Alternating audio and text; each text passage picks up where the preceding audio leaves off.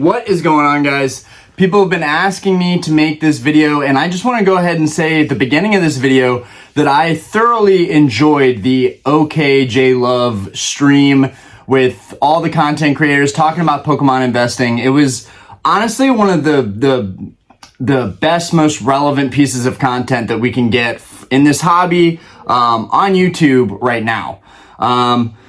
Now, I just want to go ahead and say here shortly, I'm going to put 2 clips in, 3 minutes and 2 minutes, showing all of my sealed collection, the stuff that I collect to collect because I love being a collector. And I want you guys to just know, just because I'm gorgeous and I wear jewelry, and I wear, chains and things, it does not mean that I'm a clown and that I don't know what I'm doing and that I'm some pumper. I am at heart a nerdy collector, okay? Let me just get that out there in the open because I feel like it's probably hard to believe and it's easy to judge a book by its cover. And I feel like a lot of people would do that with me based on my appearance, but I am unique. I wanna say right off the bat that I am a family man. I have a background in school in finance, investing, business. I have money in the stock market. I have money in Roth. I have money in my car collection, which you'll see a little clip of shortly. I've got money in all kinds of places. Our home is 2/3 paid off. There's so many good points in that stream. It's really, really hard for me to focus on any one, but let's go ahead and get straight into it while I am fresh. I'm gonna plug in these clips of you guys seeing everything about my collection now, just so we can get that out of the way. And then if you guys can stay tuned, or maybe you just want to skip my collection and my investments and stuff that I have. All right, this video is just a short video showing you guys what I have that I moved out of the closet. The closet clip is going to come after this. I have a couple ETBs and UPCs in my binders with my vintage in the closet. But this is where all of my sealed stuff is. We've got a bunch of ETBs and Pokemon Go stuff over here that I'm either going to open or just get rid of at some point, sell, maybe do some kind of giveaway at the bar if we do another event. Recently, if you haven't seen that video, go watch that video. We did something that the community really needs. We did an awesome kind of bar Pokemon card convention at my bar, Starlight on 22nd. And so it was a lot of fun. Anyways, go check that out. But this is just my seal collection. There's been a lot of talk of like walking the walk lately. And I just wanted to show you guys everything that is in here. And we've got another bin in here. Sorry, we got the baby bottle heater in here. This is our garage and it is full of boxes that I'm reusing, all that good stuff. And then I have all of my cases and stuff. And people have said, don't make this video, but I am not really worried about anything happening to any of these boxes. What I will say is, for a long time, people have asked what my sealed collection is actually like. And so now you get to actually see. We've got an XY Kanto Power Box here. I sold the other one. We've got some, crappy Sword and Shield products. We've got some Hidden Fates tins here, some Digimon stuff because I really love Digimon. Some other ETBs and boxes stacked up here. We've got some Celebration stuff. This is an old trainer guide for my silver version. I don't know why that's there. And then over here, we've got my 151, which I've started to go heavier in, but these are just 2 sealed case bundles right now. We've got some more booster boxes in the back of battle styles. But most of these are cases. Down here is where I have all of the Evolving Skies. I did scribble on some of these just so I know what they are. But I got a bunch of Evolving Skies boxes. There's probably an Evolving Skies case somewhere. Actually, here it is. An Evolving Skies case right there. So yeah, Evolving Skies is clearly one of the better plays for sure that everybody kind of talks about and knows about. But this is just quick to show you guys that I'm building my sealed collection and I don't even consider this too crazy right now, but we're just getting started. I recently made a really big play into battle styles, which I believe in, but we're gonna talk about all this stuff shortly. Also, for those of you that don't know, I like cars too. This is a C63 AMG, and over here we have an E46 M3, and then I've got my other 2 cars outside. I am gonna start making some car content too, but I just wanna let you guys know, I'm very diverse in terms of all the things that I collect, enjoy, love. You clearly like jewelry too. And Pokemon cards is just another one of those things. All right, guys, and this is the, I still need to put one of my other crystals. I'm missing the Nidoking right there, but this is the game room. For anybody who hasn't seen it, this is the game room. This is where I actually record and do all my videos. It's a little messy. I recently cleaned all of my 151 stuff off the wall, so it's actually a lot more opened up in here. But this is to show you guys, like, I'm a collector at heart. I'm not looking at this stuff as investing right here. This is because I love Pokemon. I love collecting. This room started as a game room, not a YouTube studio, but it became that. And then over here, we've got all of my modern binders right here for all my Sword and Shield and Scarlet and Violet stuff. Yo, I literally bought board games. I bought board games. That's how much I love this hobby. Like, I'm buying theme decks. No one collects theme decks. You have to be a collector to buy this stuff. You are not buying theme decks because you think it's going to be an incredible investment play. You're buying theme decks because you like theme decks. These are the things that make me, I think, as a collector unique and make my collection unique. And then show you guys the closet. So we've got a bunch of cases of ETBs, celebrations. All this stuff is Crown Zenith right here. I'm not going to open it all. I don't care whether you believe it or not. And this is pretty barren right now because this is where all the cases were but no longer fit anymore for the booster boxes. So now it's just UPCs, ETBs, there's some celebration UPCs. Up here we have my vintage binders. That is my pride and joy right here. Over here we've got a bunch of my Yu-Gi-Oh stuff, a bunch of nice cards, and then some 25th anniversary booster boxes. We've got more Yu-Gi-Oh binders over here because I do like Yu-Gi-Oh. I feel like I actually love Yu-Gi-Oh more than Pokemon, but I just went crazy with Pokemon. As you can see, there's a booster box collection of empty boxes. I collect boxes and theme decks. And then, of course, there's booster boxes behind the empty boxes and displays. And they're on every row.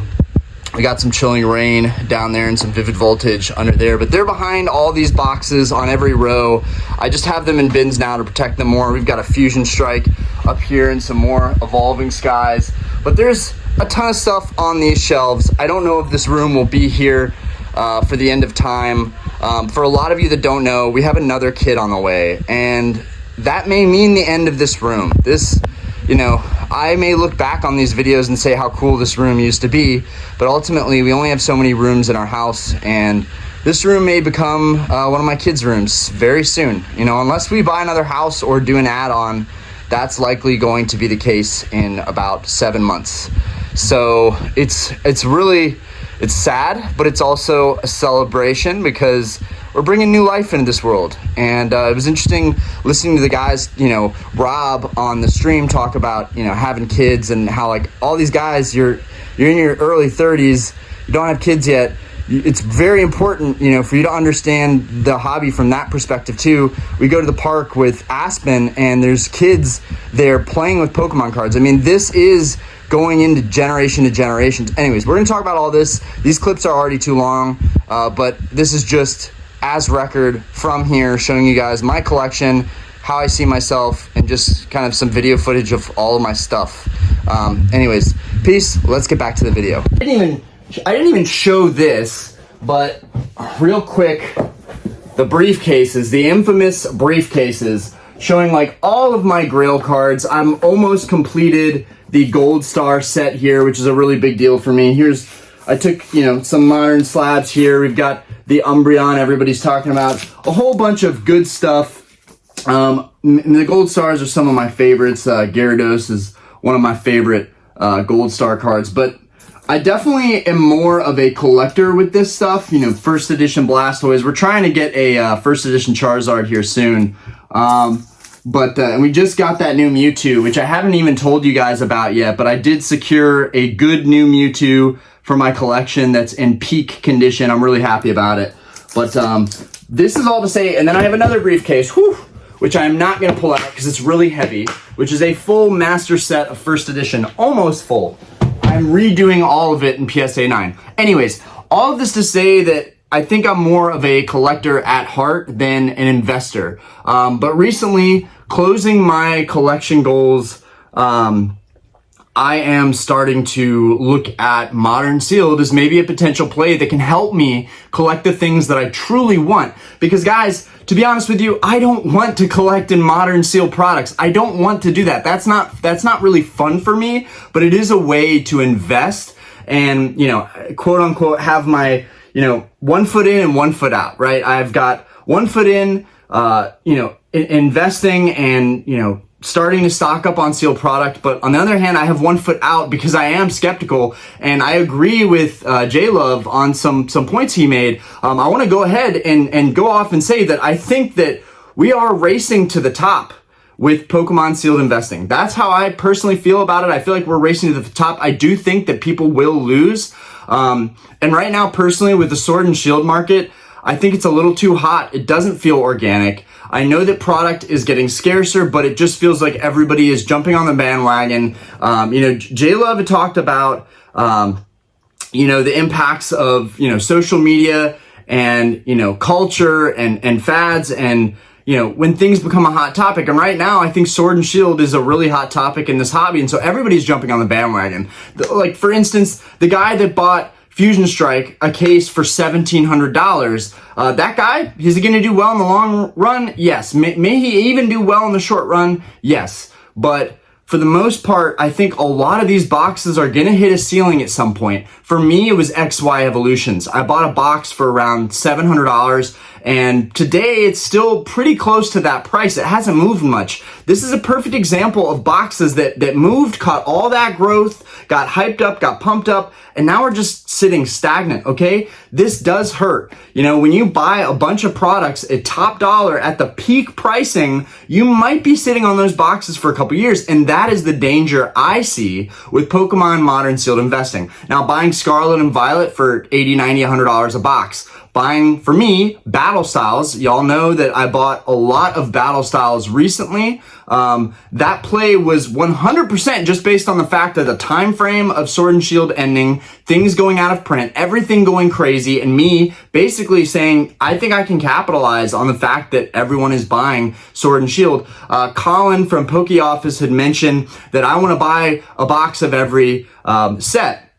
And, you know, I know not everybody is going to do that, but I think a lot of collectors at heart want at least one box of every set. And that is a crazy goal. But in the next 20, 30 years, it's not crazy to say that that's not going to be possible. Now, if we look way back, if we look at the vintage sets, if we look at Sun and Moon, if we look at XY, a lot of these boxes, maybe not Sun and Moon quite yet, but a lot of these boxes have hit a ceiling and they're not really moving much. So there's a way to buy sealed products to make it work with Pokemon as an investment. There's a way to do that. And it's, for me, there's a ceiling, there's a cap. I'm not really touching a lot of Sword and Shield stuff once it goes over 1,000 a case. It's too risky. Other than Evolving Skies, Fusion Strike, maybe Lost Origin, because I really am starting to like the Giratina. Other than that, like, I think it is kind of risky. I think it is kind of speculative. Yes, products are going to get scarcer. Nostalgianomics, Alex, he's, you know, one of the people on the forefront of Pokemon investing YouTube content, and he gets a lot of hate for that, but he should also get a lot of applause for that because he's created, in my opinion, an environment where it's okay to mesh investing in Pokemon together and it's more normalized, right? That wasn't a thing. You know, they're talking about how things were in 2015, 2016, 2017, 2018, 2019, you know, how things kind of were still growing organically, and Alex makes some points. What's great about Alex and Opossum, what's great about both of them, and I usually don't say names, but it's unavoidable with this stream, you know, reaction. One thing great about Opossum and Alex is that they are both on opposite ends of the spectrum in terms of like what they value and what they like. You've got Opossum with like playability and just liking to collect and liking what he likes and, you know, being a goofball. And we really need that in this hobby. That's something that we need, even though it's something that I don't always relate with or find entertaining. There are still videos that I watch of his that I do find entertaining. So we need that. Alex is on the more serious, bullish, aggressive, you know, side of, you know, buy. We've got to get these sealed boxes. This stuff is going up. Everything is moving up. And it seems like it seems very clickbaity, and it's very easy to hate that type of content with the arrows. And even Alex knows that. It's also content creation. You can't expect everything in content creation to be kosher, right? It is the survival of the fittest on YouTube in the Pokemon space, which is super niche, all right? It's being less and less niche, but, I think, people think that Pokemon is this massive space, and it's not as big as people think it is, and it's not as popular as people think it is. I do think that it is really, content creators, our Discord groups, our communities that we're building, we are the driving force, in my opinion. Colin from PokeOffice said, I just don't think that, my small channel with 10,000 subs, 10,000 subs is a lot, Colin. I've worked my butt off just to get to 5K. 10,000 subs is incredible, dude. And you are going to have an audience that cares about what you think and that maybe even acts on some of the things that you say with 10,000 people watching. They are sharing your content. They're talking to other people in the community about your content. Your content has clearly gotten you to the point of notoriety where you're now on this stream with some of the greats. Man, dude, it would be so cool to have sat in on that stream with them. It's just such a cool stream, and there's so many aspects that I really should have had a notepad to write down everything. Again, I want to touch base on what Rob said about, having kids. I'm 29. I have a 2-year-old. We have another on the way right now. Now, how does this relate to seeing trends? It doesn't. But I have kids on the way, and that ignited for me, like Rob says, he feels like a kid.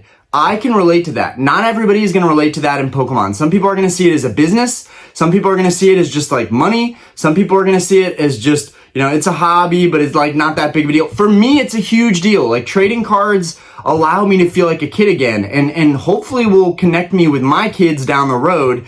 Even if they don't like Pokemon, not a big deal. But I'm hoping we can share that together down the road. But one thing I do notice is that when we go to the park, when we go to play places, when we see other kids around each other, I've seen kids with these Pokemon cards. I've seen kids with modern Pokemon cards and binders, and they're trading and they're having a good time. This is a generational thing, and it's not just 1999 was the end of it. It is starting all over again. And I do want to say that the pandemic did that. We can't hinge all this value, like Alex said in Nostalgianomics, we can't hinge all of this value and all this growth on the pandemic, because that's just not true. There's been some organic growth across the board since 2016. He mentioned Pokemon Go. There are things that influence our behavior and our buying patterns. For me, and I should have said this in the beginning, but I'm still I'm going off on tangents. I'm trying to compress everything I feel into this video, and I may make a multi-part video because I'm still watching the stream now. It's just,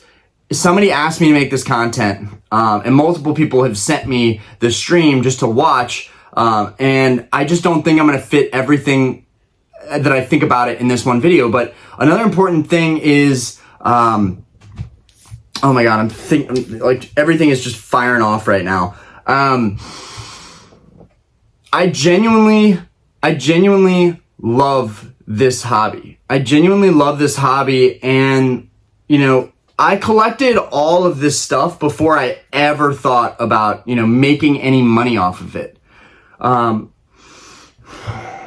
Trying so hard to remember everything that was said in these videos, in the stream.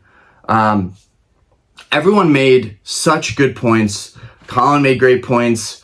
Rob made good points. Alex made great points.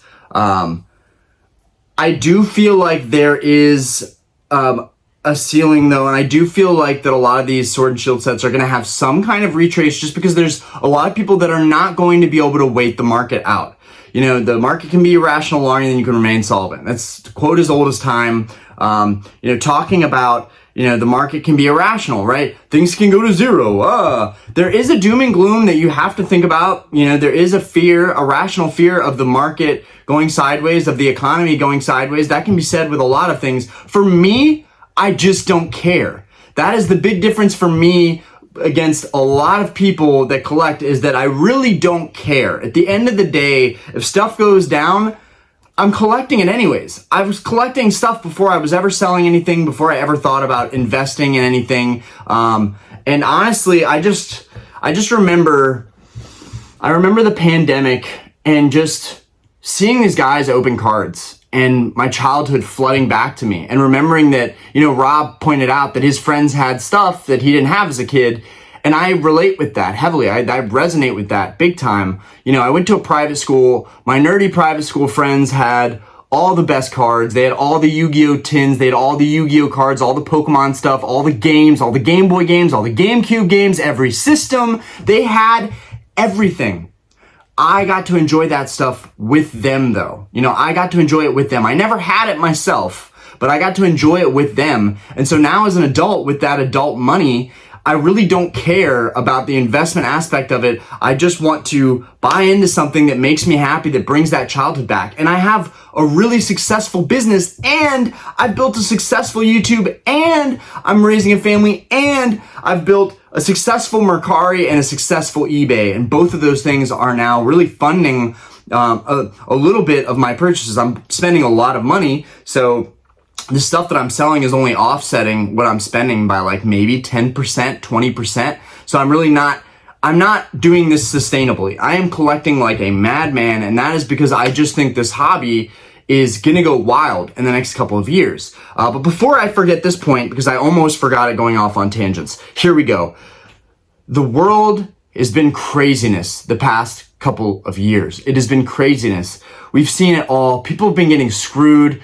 People are fed up. They're upset about inflation. They're upset about taxes. We're upset about wages. We're upset about the economy. We're upset about politics. We're upset about the stock market. Even the car market, the housing market. Dude, oh my God, the amount of markets that have just been zigzagging like crazy, particularly the car market during the pandemic. I don't know if y'all remember, but I was very much considering selling my fleet of cars. I have 4 cars, 3 BMWs and a Mercedes, and I was collecting cars before I was into cards. Now I like cards more because they don't depreciate the same way. There's not maintenance, and it's pretty easy to store these things. There's no costs like insurance and taxes. So I like trading cards as opposed to buying sports cars, but I do want to add the cars onto this channel at some point. My point is, all these markets doing crazy things,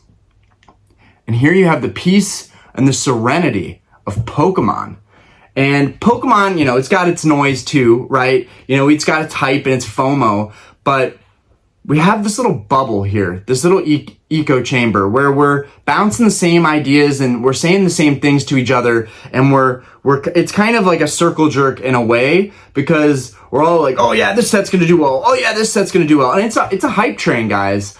I bought Sword and Shield boxes because I wanted to have every box, but then I was like, I'm gonna be greedy. I can afford to get a couple boxes. Why not? This was way before Sword and Shield was doing anything crazy. Now, I also, in the back of my mind, saw the prices of vintage boxes and put 2 and 2 together and just thought, what are the chances that these boxes just don't perform like the ones in the past?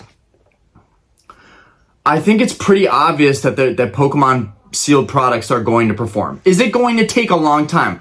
Are you going to feel the same in 20 years about, you know, hoarding your boxes? Or are you going to feel older and just want to spend life traveling and with your family and spending time with your loved one? It's like all these things I think about, like, will I still have the same passion in 20 years that I have today, where I have my youth, I'm young, I have kids now, I have another kid on the way, which like sparks this nostalgic flame within. Like, I think a lot of people with kids can relate to this. Like, when you have your kids, that, I feel, for me, speaking for myself, that ignited a flame of like, I have to like chase everything I had in my childhood. And it's a very selfish endeavor because I've got a family to provide for. I've got other things that are much more important that need to be prioritized. But that's how much I love this hobby and believe in this hobby, is that this hobby and its community and the cards and products, as weird as it gets, it's all become like another piece of my family, an extension. From you guys to certain cards in my collection that just feel like they're kind of a part of me now. And like one example, and I bring this card up a lot, but this card feels like my spirit animal Pokemon card, the Gold Star Rayquaza. And this one looks really cool in a graded guard. But this card like is me in a nutshell. Like I feel like this is my spirit animal card, and regardless of value, like yeah, this is a really expensive card. This card is like a, you know, I think it's valued more like $7 or $8 grand, but people are trying to sell it for $11,000 to $13,000. There's one on eBay for 11. There's one on eBay for 13 grand. Am I ever going to pay those prices? No. I will keep this one till the end of time before I buy one at that price. Unless I just have no choice down the road, because I do want a PSA slab. Anyways, regardless of value, like this is a Pokemon that I would have bought no matter what. So I know as a collector that I have my heart in the right place.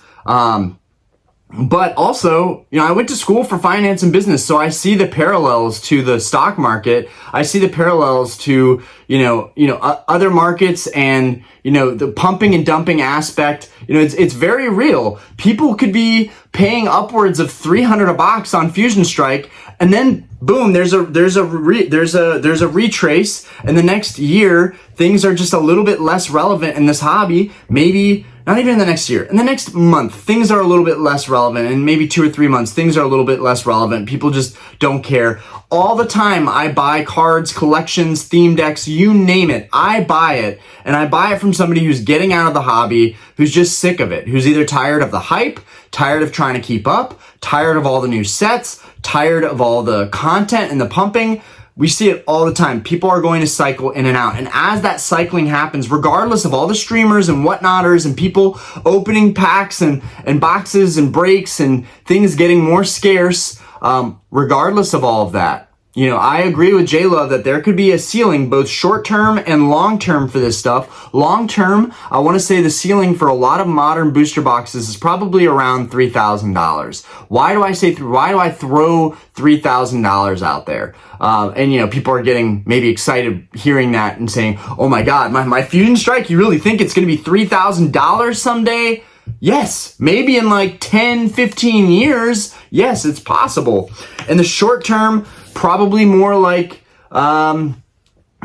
200 to 220, 250, which right now I think Fusion Strike is around 250, but it keeps going, right? And I don't think people should buy into the hype of something rising that fast. Now that's going to be a smaller portion of the market of people that are just FOMOing really heavily into it. But even I've FOMO'd into some cases recently, mainly the ones that I could get off Pokemon Center, and then Battle Styles. Everything else I had bought when it was like dirt cheap. Like, all of my other cases I was buying at $500, $600, $700. So I have a pretty good average for a lot of my cases. Do I wish I would have bought more? Yes. Do I think that the clock is ticking in terms of jumping on the bandwagon and trying to ride that wave? Yes. If you're trying to make money, you have to ride that wave like now. Unfortunately, you have to ride that wave now, get on the boat and set sail, okay? Because a lot of this stuff, there are going to be some short-term really nice gains because this stuff is really popular right now, but you have to pick the right things, right? Is Fusion Strike at $250 a box the right thing for you to pick, right? Even at $300 after fees and taxes, you might be at a loss there. Like you're almost losing there trying to get that money back out, especially if you're going to take a hit on shipping it too. Like this is a big deal, guys. It's not as easy as it looks to sit on a bunch of sealed product, ship it out, sell it. Do you have a platform? Do you have a following? Are people going to buy from you? I have 2 platforms. I have pretty good following on both platforms. I have like 300 followers on eBay, 300 followers on Mercari. Every time I put stuff up, there's someone interested in it. Now, eBay is a vast platform, so there's so much competition. But on my Mercari, I have nothing on my Mercari right now. I have 2 items on my Mercari. I just had like 15 items the other day. Everything sells pretty quickly on my Mercari at this point. And I think Mercari going to 0 fees for sellers is going to be a big reason why Mercari can get competitive with eBay, because those fees hurt. But yeah, guys, the main point that I've gotten so far away from is just that Pokemon is, somewhat of a safe haven. And, Nostalgianomics, I remember Alex talking about Chilling Reign and Fusion Strike when people weren't really looking at those, and it was $80 a box. And I remember going to the store myself and turning down cases of Chilling Reign at like, I think it was like $480. the store owner was willing to do me $480, and I think he was willing to even go down to like, I don't know, maybe $450 a case if I bought like 5. So, or maybe it was like $550. But either way, at that time, those prices were so much lower that yes, saying to invest in Sword and Shield at that time made a lot of sense. At that time, it wasn't proven, so it probably seemed really speculative. But the numbers are the numbers, and this is where Alex at Nostalgianomics gets his praise, because he's been calling out these sets, saying that they're going to perform, and they're performing. And some of that might be from him. It might be from all of us content creators kind of pumping or talking about these sets. But at the end of the day, if we're all on board with investing, we are the movement, and the movement will continue, and prices will continue to rise. And, I think it's really interesting hearing hearing everyone's different perspectives about this stuff. Because, JLUV is not heavily invested, clearly, and not heavily invested either in traditional investing or in cards. He owns his property, he makes content, he also has a job, so that's his thing. Opossum collects what he likes, makes great content, has a huge following. I think he's got like 20,000 subs. He's got a huge following. Nostalgianomics, I feel like, is at 10K or getting very close to it. Poke Office, same thing. Like, they're all making great content, but Alex said that he was about 30% of his net worth was in Pokemon. Just to give you guys an idea of how much net worth I think I have invested in Pokemon, I think it's closer to 50 to 60%. And that is extremely high risk. But this is also, I'm somebody that I have a business that's thriving. And then I have my 2 online stores that are thriving as well. And then I have my content and the ad revenue that creates, which lately kind of sucks. I don't know if it's just eBay, I don't know if it's just YouTube algorithms or what, but my views haven't changed all that much, and the ad revenue has dipped a good bit. I don't know if that's due to TikTok or what, or maybe my channel is just less popular than it has been in the past. It doesn't matter. All I'm saying is that there are multiple streams of income, and that I have a really good income from the bar, and that has allowed me to collect very aggressively and to buy stuff that I don't even care if it goes down in value. I'm just like, let's make a play. Like, for me, it's not just investing in serious and I like the products. It's also, I'm confident I'm going to make money in it, and I'm confident at certain plays that it's a no-brainer. I bought 10 cases, maybe now 11 cases of Battle Styles. I know Rudy. I think a lot of us look up to Rudy at Alpha Investments. Like, he's buying pallets of cases of Sword and Shield. He's buying probably cases of Scarlet and Violet. And he's been huge in the Magic community and has a huge following. He has been a big motivation for a lot of us creators. It's undoubtable. You can't say that you've never seen Alpha Investments channel. You've never seen Rudy talk in his whimsical, humorous way that he does on his videos.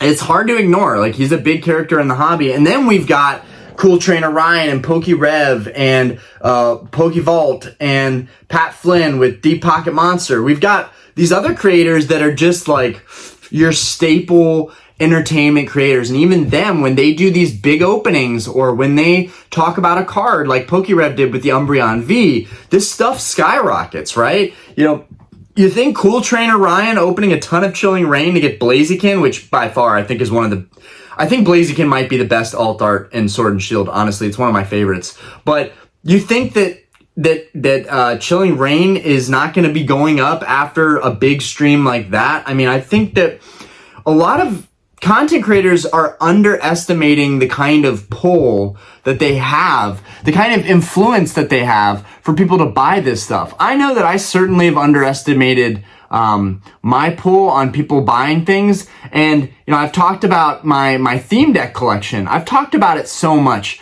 Do I see a spike in people buying theme decks? Not really. Business has been pretty consistent in terms of my theme deck collecting and selling. And honestly, I don't even want that impact. I don't want people to get into my space and my niche of like stuff that I like to collect, because then the prices go up, right? But it's just something that I enjoy and that I'll talk about time to time. That's like my thing. And honestly, guys, I bet anything that I make more money selling theme decks and collecting theme decks. I bet anything that I make more money buying people's collections and theme decks online and locally. I make more money selling those than you would off of sitting on booster boxes and selling booster boxes. And that goes for like, there's so many plays in this hobby. The fact that we're all trying to make money off the booster box shtick is stupid. There's so many plays out there. And while I just put a ton of money in battle styles, it's because it looks like an easy play to me. It's because it looks like, I look at it as a theme deck, right? I'm like, okay, let's look at a lot of theme decks I can pick up around $100. I can probably sell them at 120, 130, 140. And with Mercari, with no fees, I'm netting that whole profit to myself. So it's really great now because there's no fee for the seller. But I look at it like theme decks, okay? Would I buy a lot of 66 theme decks for $100 a piece? You bet your butt I would. So why would I not do that with everybody talking about Sword and Shield with battle styles being $100 a box, 105 a box, even after tax, and I shouldn't be paying sales tax because I am a reseller. So I really shouldn't be paying a sales tax because I'm going to end up passing that tax on to the next person. But I haven't got a sole proprietorship set up and I haven't set up an LLC yet. And people keep telling me to do that, and I am looking into it. I'm just nervous of the implications of, you know, I don't know, just there are so many variables, and right now I'm totally fine to be paying taxes and then selling and having the next person pay taxes. I'm okay with paying taxes on this stuff and selling as a side hustle. I don't necessarily want Pokemon to be seen as like my full-time business or a very serious business to me. Like, yes, I make money off of it, but I'm also really just collecting. And at the end of the day, like starting an LLC, a sole proprietorship, that goes with really keeping track of everything that you're doing, as opposed to just having a statement from Mercari and eBay and paying the taxes that I would owe that way. Like, you have to record everything. You know, you have a higher chance of being audited when you have a business or you're a sole proprietor.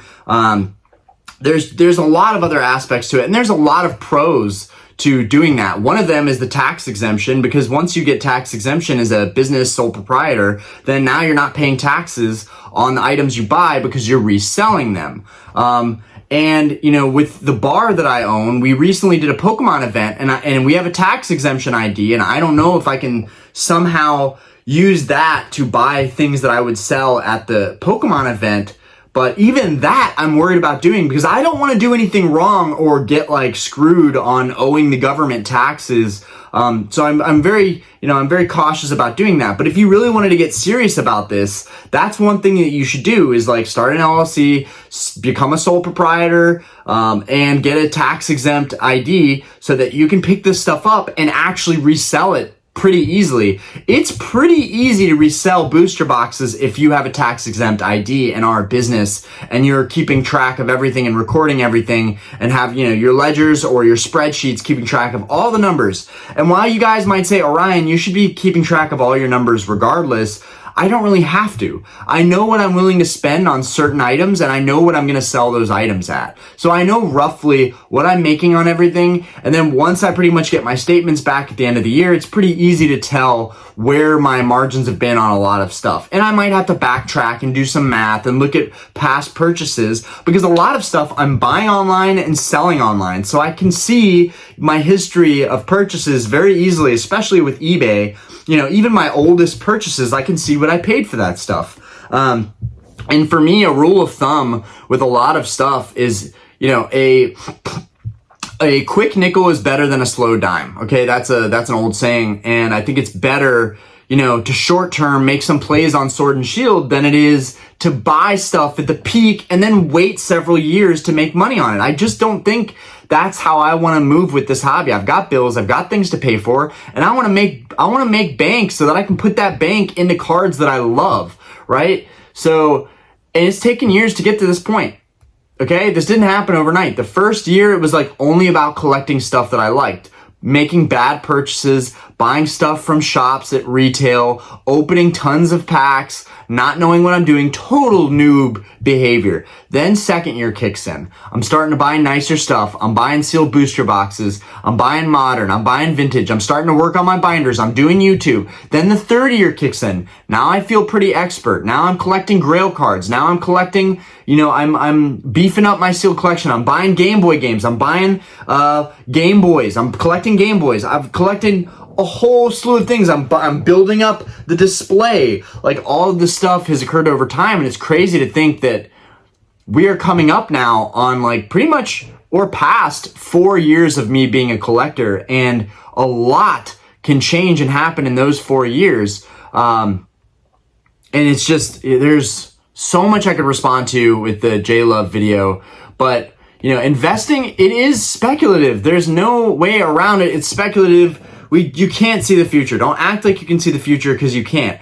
But it is a very, very safe bet, in my opinion, that a lot of the stuff's going to move up in value. History tends to repeat itself. Even with the massive quantities of stuff printed, JLUV brought up a point that Rudy made about the Moonbryon. Okay, let's get that guy out. And honestly, a couple cards that I think everybody should pick up in these eras, or at least it's just what I personally think in these eras. Some of them are certainly going to be better than others. Where did there it is. These are some of my favorite artworks that are modern, right? And I just want to show these real quick, because I think with modern, there's so much crap out there that it's really hard to dial in, you know, the best cards. But for me, it's the Tag Team Gengar. Love the Tag Team Gengar and Mimikyu. The Lovebird Latios GX. The Rayquaza. And this one, look at the centering, okay? It's off center and it's crooked, okay? And it's still got a 10. They're giving 10s out, guys. In my opinion, instead of buying these cards, you should find them raw and grade them. That was much easier said than done a year or two ago. Much more difficult today, but it can still be done. Rayquaza is just one of my all-time favorites. I just got a bunch of graded guards that I bought used, so I'm excited to get those in, because I want to slap a green graded guard on this guy. It's really going to make it pop. I also think that the Rayquaza V could have been so much better than that VMAX. But the Umbreon VMAX is another big one. You can see it's off center as well. And then this Pikachu Secret Rare from Crown Zenith. I just think this is a banger card. There's just this part of me that's like, you shouldn't care what other people think. You should just buy the heck out of this card. But I know this is a slept on card, but this is one of my all-time favorite cards that came out of Sword and Shield. And I put it with the greats, even though it's not anywhere near the value. It's just the texture of the card and the style of it, and all the Pokemon surrounding Pikachu, especially the Crobat. And then you've got Urshifu in the back. Like, it says a lot. It ties everything in this era together. The Crobat, the Calyrex, the Urshifu in the back. It ties a lot of sets, you know, Zacian, Zamazenta at the bottom from Sword and Shield base. It ties a lot of, you know, these sets together in this one card. But yeah, so going off topic, again, Rudy was talking about this Umbreon, and I share the same sentiment. Okay, there's 10,000 in a PSA 10. And then this, there are a couple more that I got graded. And then I bought graded, but these are a couple others that I really, really like. And I actually took a couple of these off eBay recently and just decided I didn't want to sell them anymore. But Charizard EX, this Black Star promo is incredible. This Pikachu from Cosmic Eclipse is absolutely phenomenal. And then this Rayquaza Rainbow from Celestial Storm. This is the only, so I sold my XY Evolutions box because honestly, I just felt like I talked about, there's a floor, there's a ceiling to this stuff, and once it hits that ceiling, it moves way slower, right? You want to hit it in that sweet spot. Scarlet Violet, it still hasn't moved where it's going to start moving soon, okay? I think we have another couple months for that, but Sword and Shield has showed that it's gone. So you have to make the right plays when it makes sense. I think Crown Zenith is coming upon us soon, which will be exciting because I bought so much Crown Zenith really believing in that set and being let down with that set. And I hope that 151 doesn't repeat that. I don't think that it will, but he was, back to Umbreon, 10,000 Umbreons, but there's a million people that want that card. I 100% wholeheartedly agree with that. A lot of these alt arts are going to just keep rising in value. And I have a theory. I have all of them in the binders. I have most of all of the Chase alt arts are all in my modern binders because they were too modern for me to look at them as grails. But I've made a mistake there, and I'm willing to admit that. I am now going to probably start a journey of trying to purchase or maybe get gradable copies of all of the Chase alt arts and try and get them in 10s.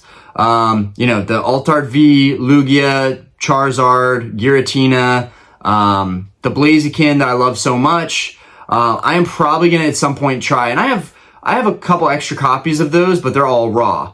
Because whenever I can see a good deal on alt arts, I will try and snag them, if they're Chase alt arts. But, I agree with Rudy on the point of just, there are so many people out there. And then really relative to how many people out there want these Chase cards, and how many of them are out there, 10,000 versus a million people, it's not a lot. And honestly, from, live streams we've had in the past, people have talked about, there's not even that many listings for PSA 10 copies of these cards, right? I was looking at Blaziken PSA 10 last night and I was like, oh my God, there's no Blaziken PSA 10s on the market. There's like one in auction right now. So it's like crazy. And this video is going to get uploaded today. So this isn't going to be me making content ahead of time. This is fresh content. I think from here on out, I'm just going to try and do the freshest content that I can do moving forward. It's going to take a little more planning. It's going to muck up my days a little bit more, but I think that's one of the only ways that and that's when my channel was doing a lot better, when everything was a little more relevant. So I think that there's a correlation there with me making content that's relevant as opposed to me making content and trying to do a couple videos and get them done and then having a schedule of uploads throughout the week. And maybe I can dial that in at some point. But yeah, this is my first reaction video. I may make a multi-part reaction video as I watch more of their stream. I'm about halfway through the stream right now, and I'm just trying to think of any other points I'm trying to make. The whole comparison of XY and Sun and Moon to Sword and Shield and Scarlet and Violet, I don't think is a fair comparison. Way less of that product got made, and a lot of that product is stagnant right now. Do I want a box of all of those? Yes, I would. That would be sick to have a box of all of those.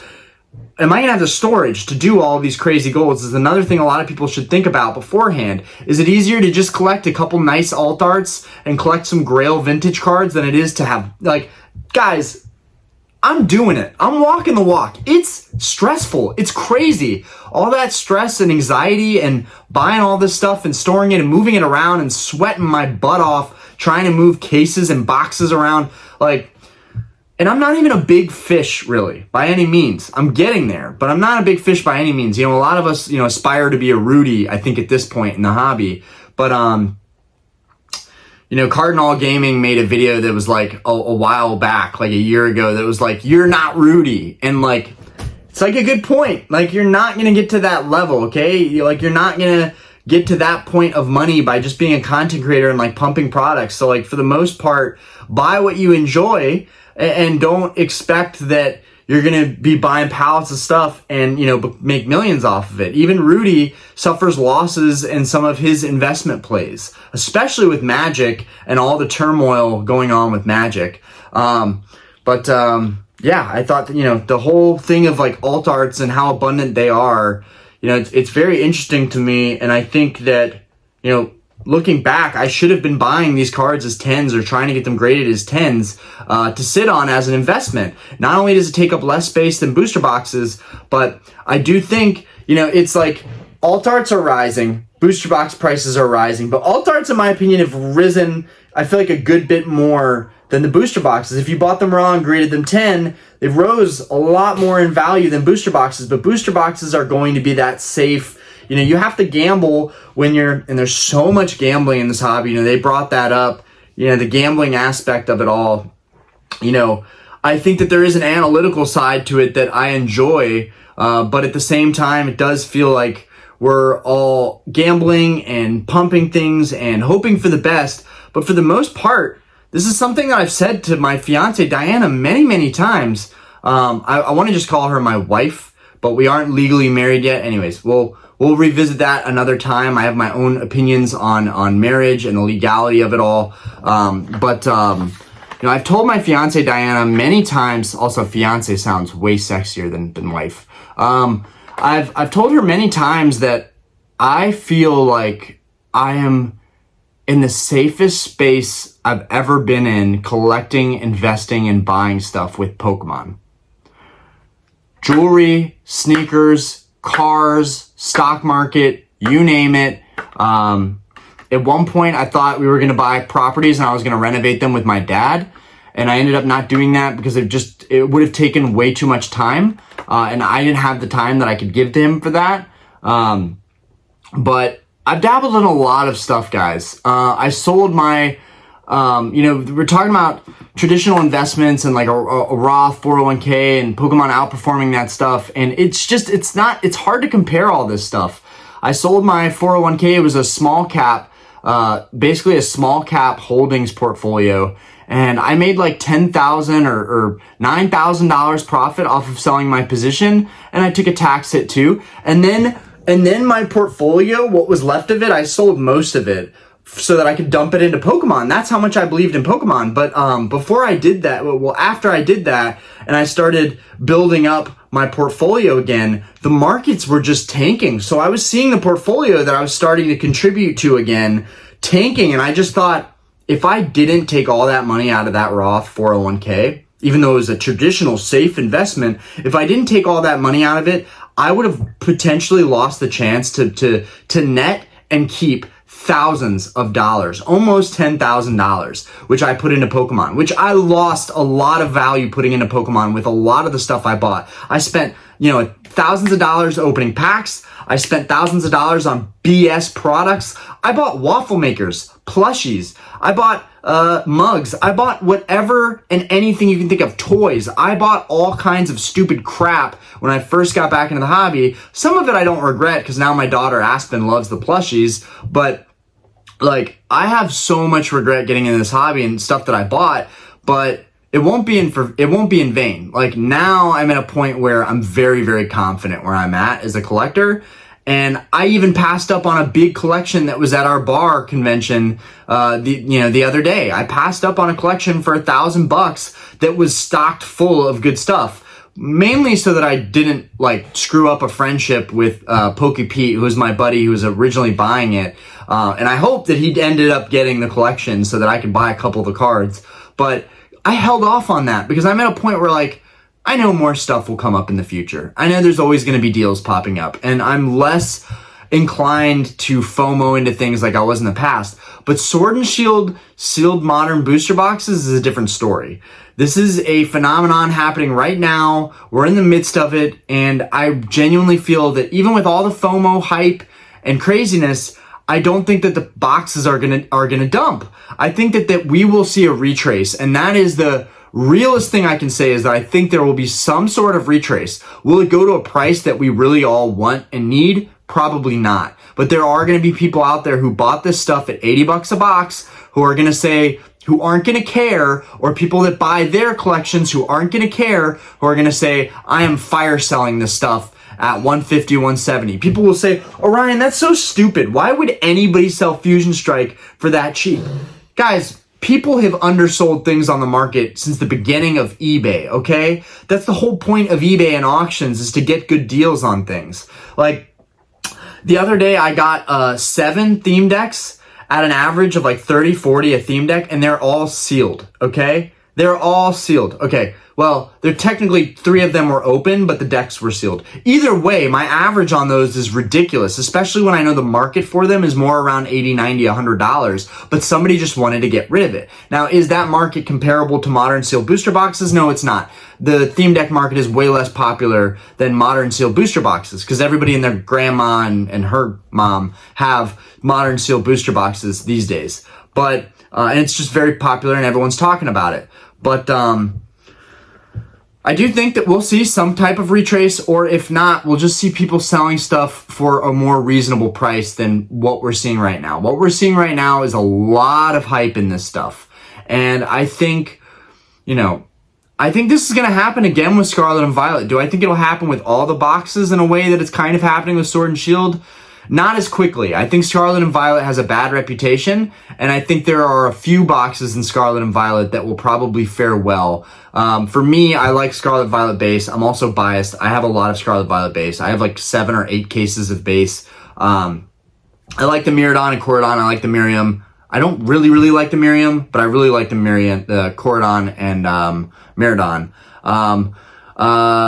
Also, I think Paldea Evolved is going to be really strong. 151, obviously, I think is the peak of Scarlet and Violet. I think Paradox Rift is kind of promising with the Roaring Moon. We just talked about that recently, talking about Twilight Masquerade. And I think Temporal Forces, even though I really was doubting it, I think Temporal Forces is going to have that strong growth in the next, year or two. I think once people start moving into Scarlet and Violet, you're going to see those sets move up very quickly. For the most part, I think Scarlet and Violet is coming to a close, and right now, I have my card paid off. I don't owe anything. I have no debt. I've got my savings, and I'm selling stuff very quickly, which is awesome. Like, things are moving very nicely for me right now. But this whole argument of, like, investing, is Pokemon investing real? It's very real. But can you have your money sunk into something and lose the opportunity costs of other things that you could be doing? Like my example with the theme decks, and that's just an example. You could sell any niche in this hobby, but for me, it's decks.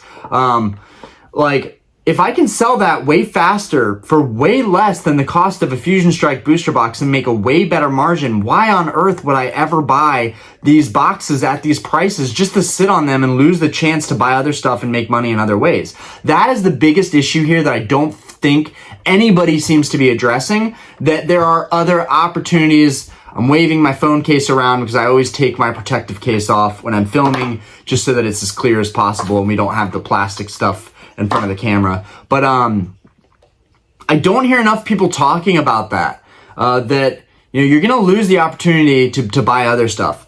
And then this stuff is going to go up in value because people are opening it. I totally agree with that. I'm still opening product today and I have a lot of fun. Recently on a live stream we pulled, I still have them on the table because I haven't bindered them yet, but we got the Skeletor's EX right here, and we got this Torkoal, which I love Torkoal, guys. If you don't know that about me, now you know it. At the Pokemon Bar Convention, I picked out a card that I just caught my eye, and the vendor gave it to me, which is really cool. But it's also a Torkoal. Torkoal is like one of my weird favorite Pokemon. It just kind of reminds me of a fire Venusaur. I don't know. I love Torkoal, and I think he's one of my favorite fire type Pokemon. Reptilian. I just like reptiles too. I have a bearded dragon, and I've collected lizards as a kid. Another thing I collected, and they talked about that in the video. I know this is a really long stretched out video, but they talked about that in the video about, like, for some of us, it's instinct, and it's inherently built into our personalities and who we are. Some of us are just collectors at heart, and so if we've been doing this for a couple years, you can bet your bottom dollar we're going to continue to do this and collect a lot of stuff. That was a great point that Alex made. And there's just so many good points. I'll probably watch the rest of it and then maybe do a part 2 video. But for now, we'll just put this response video up. It's going to take forever to upload because it's hella long, and I have to add the other clips of my collection stuff into there. But yeah, and we need to eventually, I need to address, like, where I'm putting most of my money in, because a lot of you guys know I'm collecting certain cards, but I don't think you understand the extent of, like, what I'm trying to accomplish. And I'm trying to accomplish first edition base set PSA 9. I'm trying to accomplish Gold Stars PSA 9, Crystals, which are behind me, in PSA 9, and then that Zard is a PSA 10. I still need Crystal Celebi. I am doing some crazy goals which have distracted me from just, like, buying and selling collections, getting good deals, investing in modern sealed product. But I also have a really successful business that is allowing me to funnel money into this hobby. In the next couple of months, maybe a year or so, and I may regret at this time not focusing more heavily on investing in modern sealed product, but I don't think I can do both at the same time. I'm trying desperately to do both at the same time, but I feel like I need to complete my collection goals that have been more important to me than anything else. You know, like, talked so much about making money, but for me, I would rather own these cards than make money. Like, I can make money all the time, the rest of my life, but I can only get these cards at a certain time for a certain price because they are going up in price. And it sucks because there's the dichotomy of like my collection goals and like sealed investing and making very easy plays that I can set it and forget it. Like, you have to diversify even in this hobby. There's stuff you can flip and sell, stuff that you can grade, stuff that you're collecting for your collection and maybe will go up in value. And then there's the sealed collecting. You just set it, forget it play, and you leave it there and it goes up in value over time. It's a very lazy, easy way to make money. There's so many aspects to this whole thing, and I'm trying to balance it all out.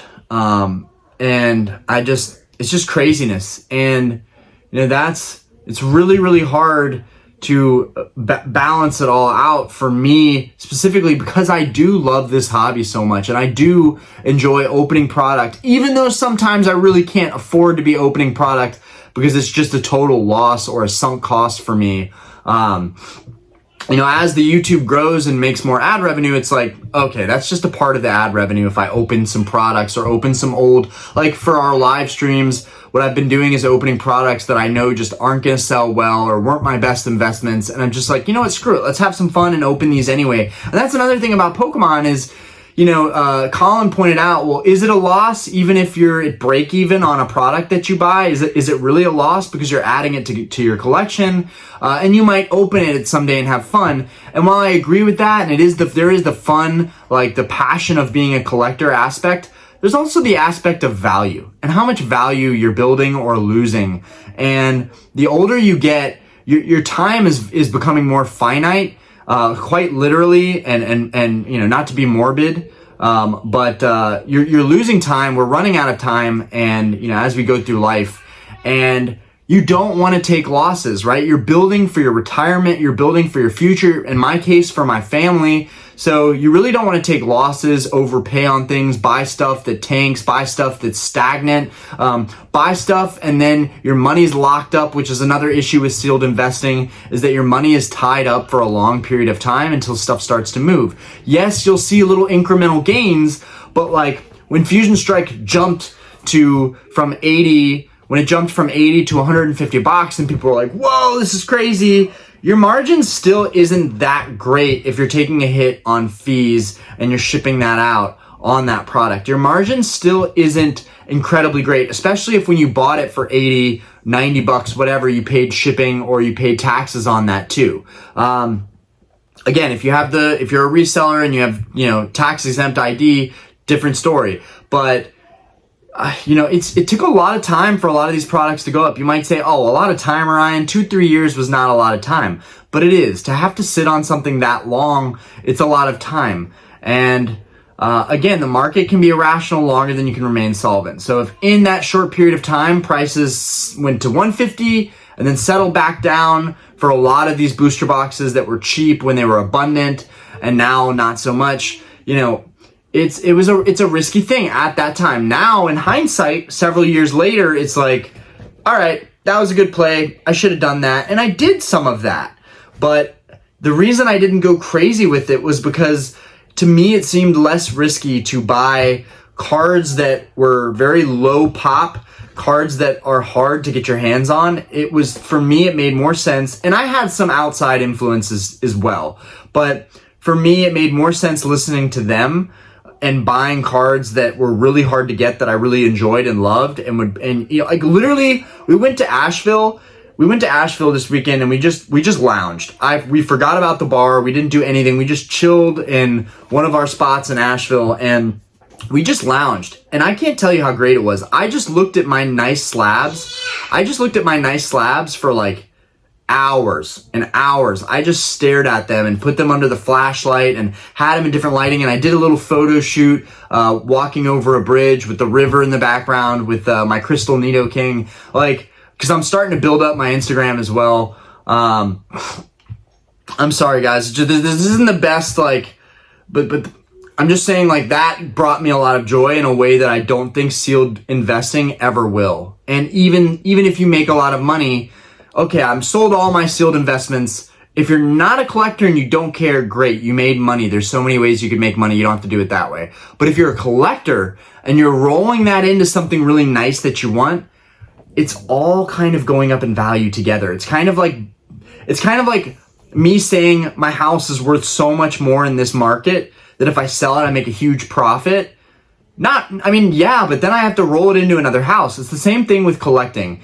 You make a bunch of money on your sealed investments, and then you buy a really expensive card that is also going up in price fairly, at the same rate, or, it's growing a little slower, but it's still growing to a point where you put your money that you made on one thing into another, but you're still spending kind of the same amount of money. I don't know if that makes sense, but I think a lot of people that choose to buy modern sealed stuff instead of collecting what they truly love now, I think are going to end up regretting it down the line. That being said, that's why I'm trying to do everything at the same time, which is fucking insane, okay? It makes no sense for me to try and do all this stuff at the same time. It's very difficult, but I'm going to try and make it happen. But like collecting all my Grail cards and trying to invest and trying to flip stuff, like, it's so hard to split all that up. But like, at the end of the day, this hobby is a lot of fun, and I think you have to be in it for the right reasons. You have to be a passionate collector, and you have to actually enjoy the whole process. Otherwise, it's going to be stressful, and it's not going to be fun.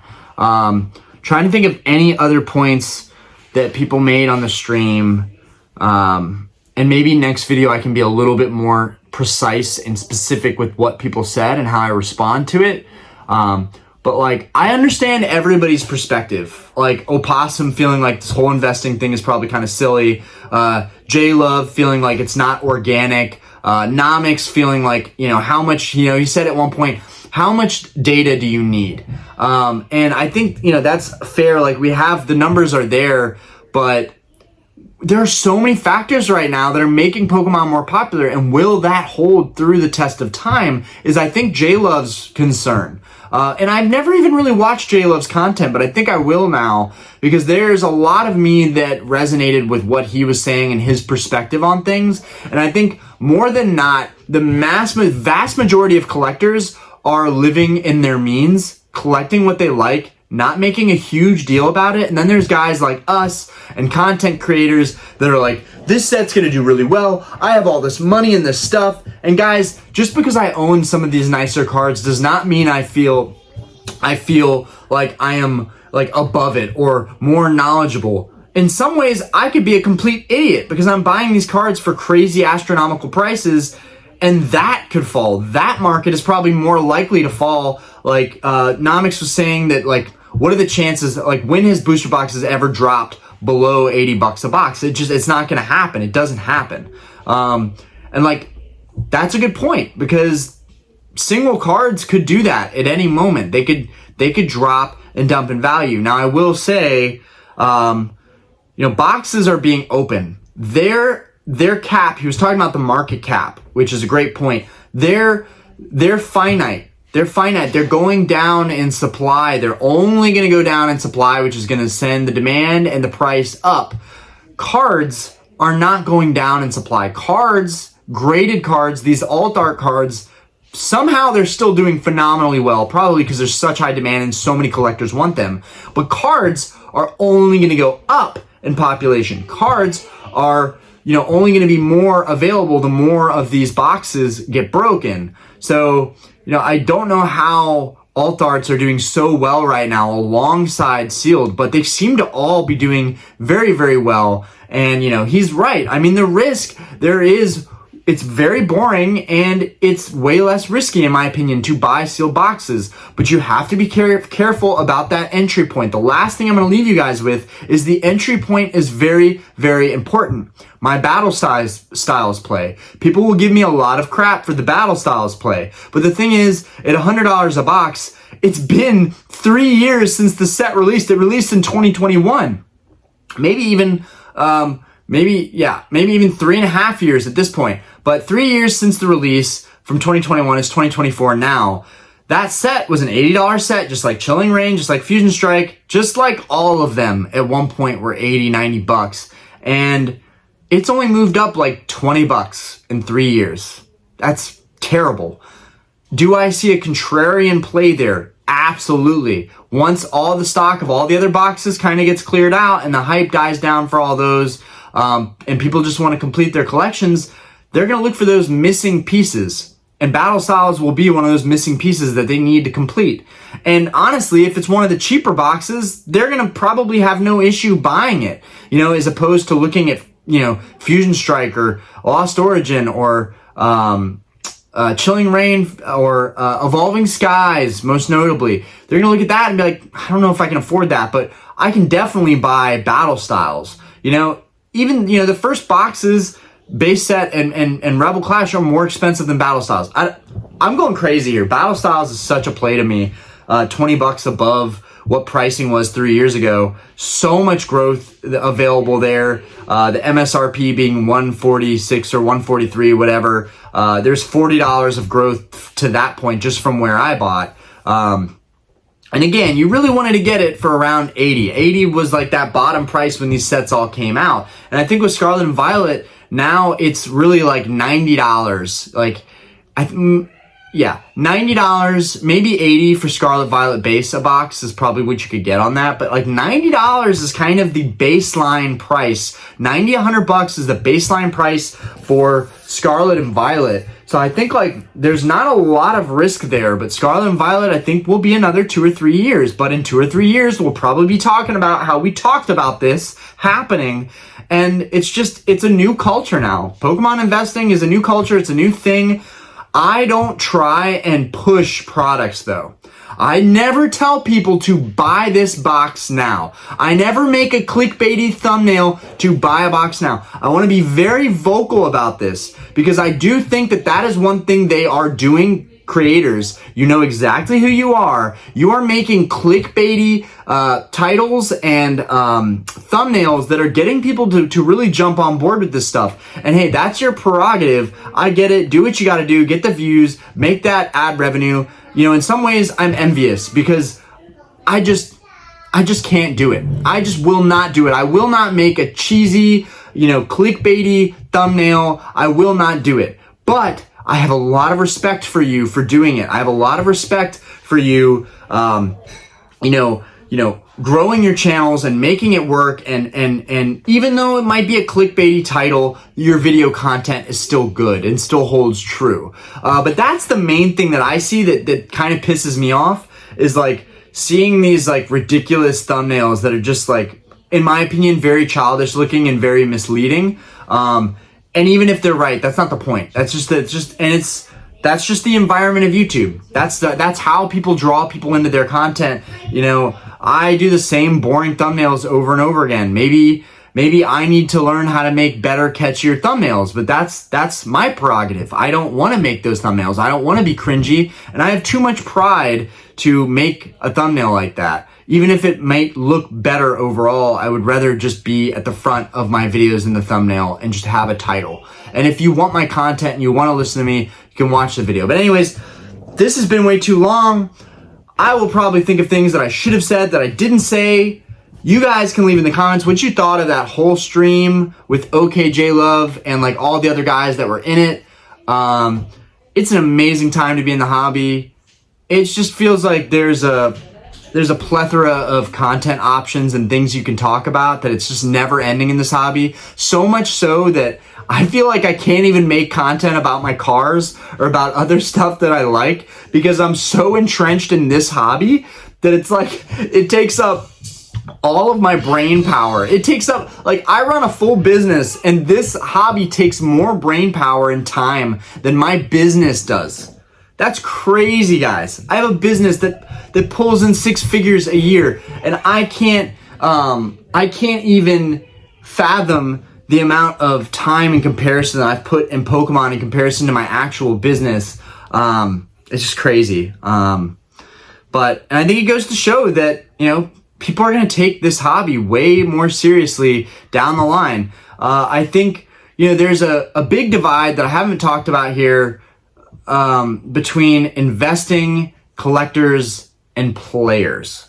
And this is where it gets kind of sticky, is if people want to collect these cards and also play with them, sets like Evolving Skies, right? That was, that's a tragedy for people playing in the Sword and Shield era that just wanted to build a deck and wanted to open up boxes to build out their decks. They couldn't do that reasonably because we all, as collectors, were buying all of the stock of this stuff. So, sometimes us collectors are getting in the way of, people actually being able to afford this stuff and buy and make these decks. But it's very, very rare that happens, right? Like, most of this stuff is abundantly available, and you can't blame content creators or collectors for stuff, getting bought out. I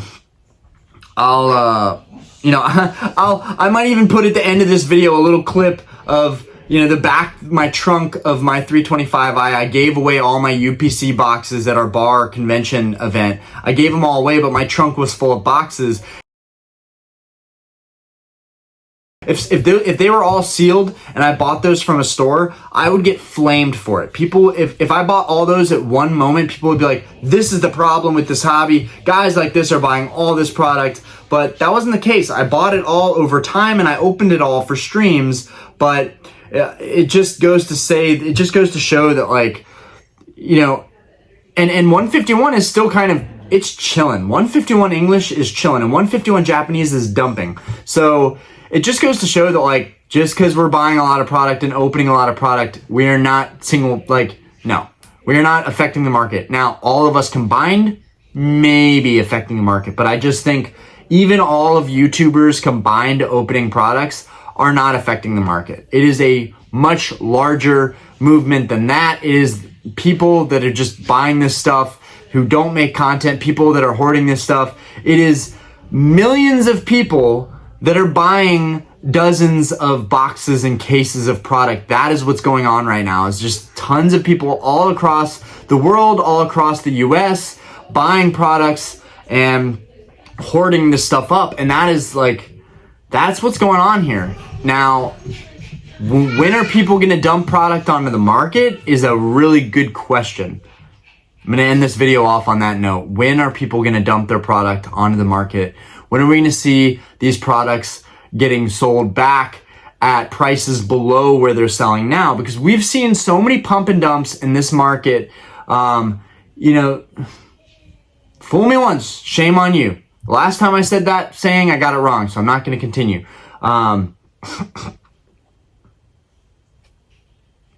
Or fool me twice, shame on me. But we can't be fooled again. Anyways, guys, peace out. Let me know.